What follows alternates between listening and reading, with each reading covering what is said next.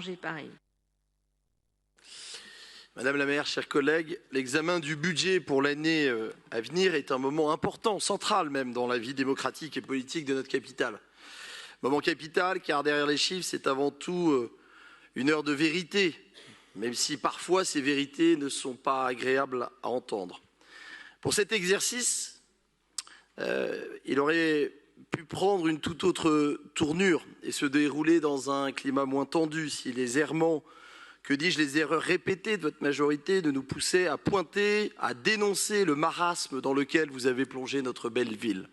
Ce faisant, nous remplissons à la fois notre rôle d'élu responsable et d'opposition pour le bien des Parisiens. Vous aviez un magnifique trésor, une magnifique machine entre les mains, avec un budget colossal, plus de 9 milliards d'euros de dépenses de fonctionnement, plus de 2 milliards d'euros de dépenses d'investissement. Paris fait en effet figure d'exception parmi les autres collectivités territoriales de notre pays. Mais le trésor, vous l'avez dilapidé, mais la machine s'est grippée et rien n'est fait pour lui rendre son éclat et son plein état de marche. Aussi, après année, notre inquiétude s'accroît proportionnellement à votre dette qui ne cesse de s'alourdir. De plus de 3 milliards d'euros en 2014, elle atteint des sommets en 2023 pour finir à 10 milliards en 2026. N'en déplaise à monsieur le premier adjoint qui ne voudra toujours pas l'admettre malgré l'évidence écrite noir sur blanc par vos services et votre propre direction. Alors vous persistez et vous continuez de creuser. Pour boucler votre budget, vous êtes contrainte de trouver à chaque fois des nouvelles parades, tout aussi discutables les unes que les autres. Une fois, vous sortez la carte des loyers capitalisés, une autre, vous actionnez le levier des recettes fiscales, c'est-à-dire des taxes foncières, taxes de séjour, j'en passe et des meilleurs, pour enfin vous adonner à votre sport favori, la spéculation immobilière. Manque de chance, cette année qui s'achève n'était pas un numéro gagnant, comme celle qui arrive d'ailleurs et que vous n'anticipez toujours pas. À ce niveau alarmant, il faudrait au moins faire l'effort de maîtriser les dépenses, de désendetter lentement, mais sûrement la ville. Mais vous n'en faites rien. Vous nous abreuvez en plans divers et variés, tellement révélateurs de votre bilan, et tout aussi dispendieux les uns que les autres. Plan piéton qui vient s'ajouter au code de la rue, plan climat, plan vélo. Vous êtes si prolixe que le Parisien s'y perd et l'action politique s'y dilue. De même, la masse salariale augmente, encore, avec une progression de 6% par rapport à 2023. Certes, vous n'êtes pas responsable de toutes les causes, mais la hausse du point d'indice et la conjoncture ne sauraient expliquer à elles seules une fuite en avant qui est le fruit de votre propre gestion depuis plusieurs années. Et tout ça pour quel résultat? Est-ce que les Parisiens en ont pour leur argent, finalement? Voilà la vraie question. Visiblement non, car ils sont chaque année plus nombreux à quitter notre ville.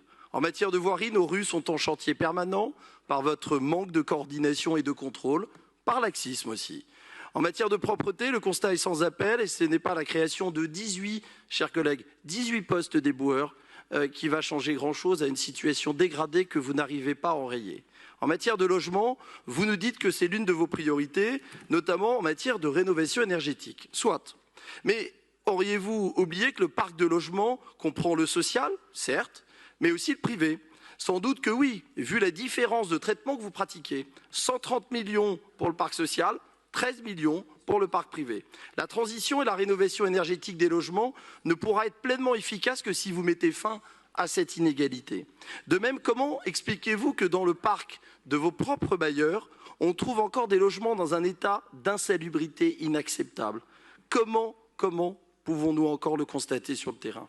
En matière de sécurité, enfin, le résultat n'est pas non plus à la hauteur des attentes. Le contexte, avec l'attaque de Bir Hakeim il y a quelques semaines et les Jeux Olympiques et Paralympiques qui se profilent dans quelques mois, nous oblige, vous oblige à faire preuve d'un peu plus de sérieux. Et je vous le dis, votre budget sécurité est tout sauf sérieux. Votre budget de fonctionnement, c'est votre contribution au service partagé de la préfecture de police et aux pompiers de Paris. Il ne bénéficie donc pas à votre police municipale, non armée et embryonnaire. Votre budget d'investissement, c'est pire encore, il diminue de 8 millions par rapport à 2023. Donc sur ce qui dépend effectivement de vous, en matière de sécurité, vous ne faites rien, vous faites d'ailleurs moins bien. Qu'attendez-vous pour donner enfin à votre police municipale les moyens dont elle a besoin pour remplir efficacement ses missions. Un drame? Nous n'en voulons pas, et vous non plus.